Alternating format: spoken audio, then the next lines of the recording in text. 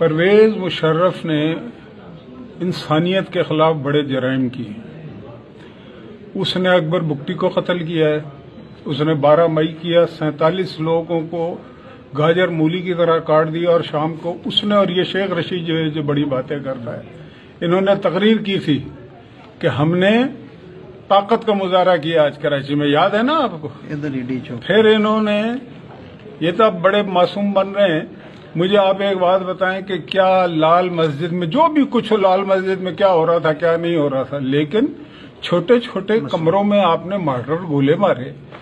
اور وہ مارٹر گولے جن بچیوں کو لگے ہیں نا، کسی کا ہاتھ چپکا ہوا تھا چھت سے، کسی کے بال چپکے ہوئے تھے، کسی کا دھڑ چپکا ہوا. اس بے دردی کے ساتھ انہوں نے وہاں پہ لوگوں کو، یہ پرویز مشرف کر رہا تھا.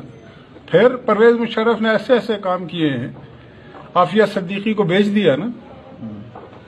ہزاروں سال کی ہسٹری میں آج تک یہ کام کبھی بھی نہیں ہوا جو پرویز مشرف نے کیا کہ ملا عبدالسلام ضعیف جو ہے، وہ ایک امبیسڈر تھا نا، اس کو ہم نے تسلیم کیا تھا، اس کو ننگا کر کے انہوں نے حوالے کیا وہاں افغانستان میں امریکیوں کے.